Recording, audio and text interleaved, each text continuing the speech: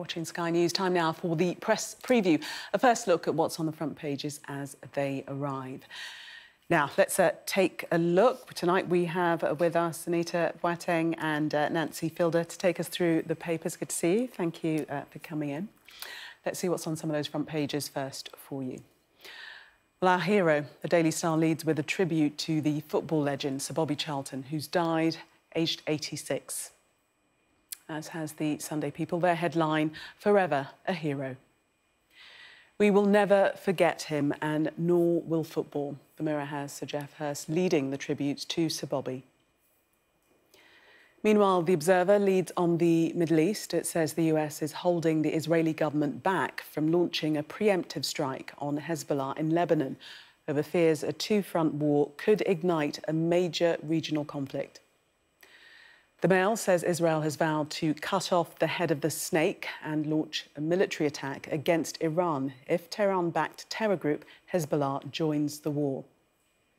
The Sunday Telegraph says the US is calling on Prime Minister Rishi Sunak to designate Iran's Islamic Revolutionary Guard a terrorist organisation in the wake of what it says was complicity in the Hamas attack. And The Times says a Hamas fugitive who ran the group's terrorist operations in the West Bank lives in a council house in London. And a reminder that by scanning the QR code you'll see on screen during the programme, you can check out the front pages of tomorrow's newspapers while you watch us.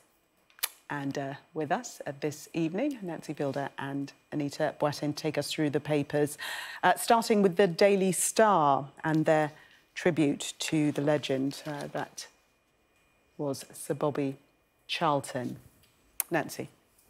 Yeah, it's just a truly sad day for England, really, but he had international impact. I mean, that's just a great picture, isn't it? It sums it up. It was his greatest moment, arguably England's greatest moment ever. We know we're still waiting, but the tributes are just flooding in because, I mean, some of the clips you've been showing of just his magic on the field, and it still looks magic now. You know, sometimes you look back and it's just a completely different game, but the skills that he had and what he brought, and actually the goals that he scored in the run-up to the final were just incredible. But he was just a lovely bloke as well, and that's really coming through in the tribute. So I think it's a massive loss. It's more than a loss to football, because actually he was a real ambassador for children, getting involved and did so much positive work. I think just because he was a real gentleman. I mean, all the sort of classic cliches are coming out, aren't they? But I think this really is somebody who earned them and who deserved them. And it's been terribly sad the last few years to see his fight with dementia. I think we're all just thinking of his family tonight, because it must be so tough for them. But they must also be so cheered to think this big bubble of love and tributes that's come out for him. Yes, they will be very proud. And the Star there, their headline at the top, nicest man in football. And as you say, that's coming out in so many of the tributes. And Anita, people also saying that despite his fantastic talent, a very humble man. Yes, and I think that some of the tributes often to these huge legends in football can feel quite impersonal, and they can talk about how he kind of reshaped the game. But I think there's quite a lot in the papers that really speak to who he was as a person. And, you know, he went through quite a lot of trauma in his life. You know, when he was 20 years old, you had the big crash that sort of had people, sort of 23 people died, which was obviously a huge moment in his life. And then for him to go on to such significant triumphs, I think kind of speaks to a real strength of character that I think comes through in all these stories. And the key thing is, obviously, he was an incredible and very successful footballer early on in his life, but he then spent decades, sort of 39 years as a director at Man U, sort of forming his club that allowed David Beckham to get into football. I think there is such a legacy there that feels very strong, but also some real personal relationships that he seems to have really formed with some of the great and good of the sporting world that really served as genuine inspiration for them. And we look at the Sunday Mirror next, and they've got a fantastic action shot of him in situ at play. Brilliant shot there, and the headline that he'll never be forgotten, and that coming through today as well in the tributes, that his legacy will go on, and people like David Beckham saying that he was named after him, and his career at Manchester United was because of Bobby Charlton. And arguably the success of Manchester United. I mean, they're not at a great point now, even though they might have won in Sheffield tonight, but we'll not talk about that. But I think the fact that he went through, like you say, he went through terrible tragedy. He was one of the survivors, but he stuck with the club, didn't he? He had absolute loyalty. He wasn't born in Manchester. He wasn't Manchester born and bred, but he really sort of loved that club. He did everything for them.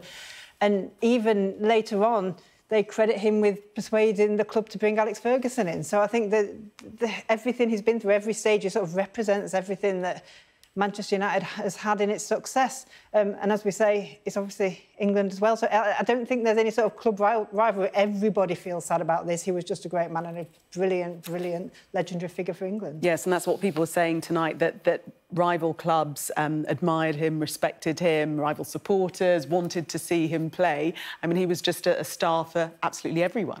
Yes, and it really just feels like the end of an era, the end of a moment, because I'm not the kind of most closely following football fan, but I think it's hard not to know the story of him and his legend, and particularly kind of how large 1966 kind of looms in the memory of people in England. And it just feels to me as though it's almost like that clear moment where you're like, when are we going to revive that hope again? And I just think losing that presence, I know he's been out of the public eye for some years and hasn't been seen since.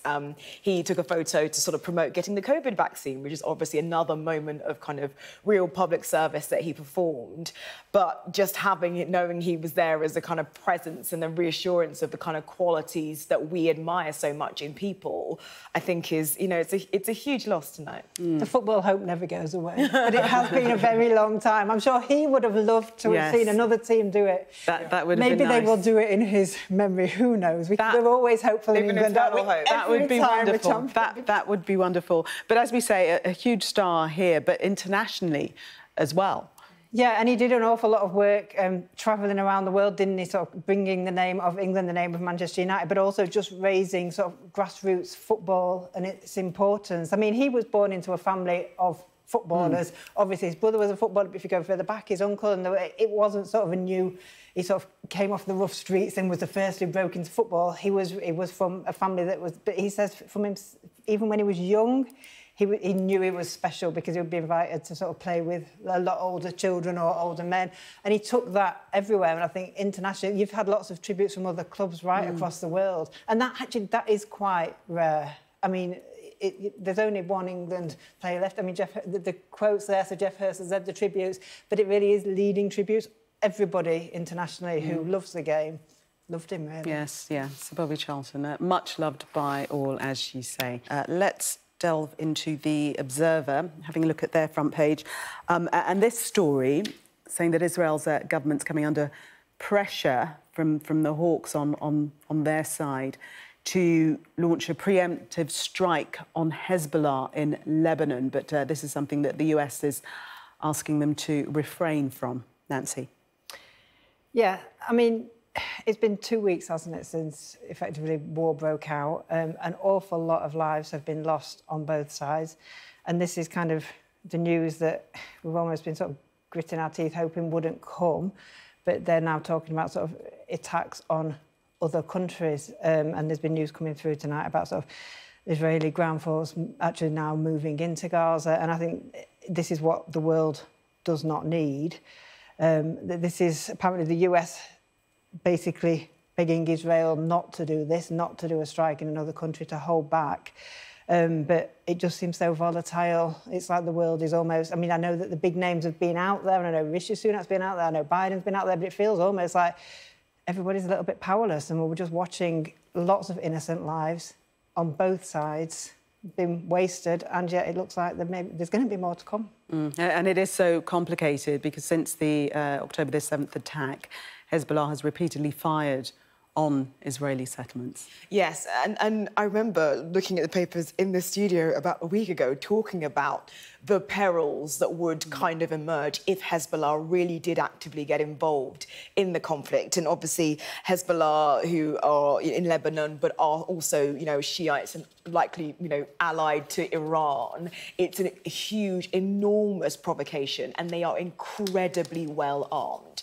And so this conflict could go into a completely different level if Hezbollah end up getting involved. Now, Biden was going to speak to the Jordanians and really do a larger outreach effort, which obviously has been hindered by the incidents in the hospital. But what we're really seeing here is attempts, certainly from Biden and likewise from Rishi Sunak, to warn against a broader escalation of the conflict. Now, Iran and Hezbollah, will they heed that? It's yet to be seen. But at the moment, the challenge is, and the real danger, is that both sides think they need to act preemptively to stop any provocations in this area, and that therefore snowballs into a conflict. And so I think, hopefully cooler heads will prevail, and that talk of a preemptive strike from Israel will not continue, because if it does, there's a chance that even that is enough for Hezbollah to think it needs to take action. Extremely worrying, particularly when we look at the Mail, and they've got an exclusive interview with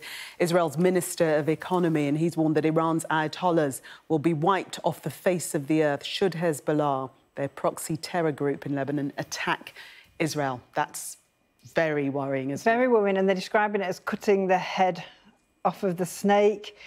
But, I mean, this is the nature of war. Like you say, who goes in first, who blinks? And I think it's just so hard to sort of sat here. And I know we've had the protests and there were 100,000 people turn out in London and there were protests everywhere. But everybody just needs to keep calm, like you say, not be the first ones. And let's hope the negotiators win through. But it doesn't. It just feels like it's escalating, doesn't it? And there's different countries being brought into it. And like you say, I mean, Hezbollah they're only going to make it worse, aren't they? Yeah, extremely complex and tense situation. Nancy and Anita, thanks so much.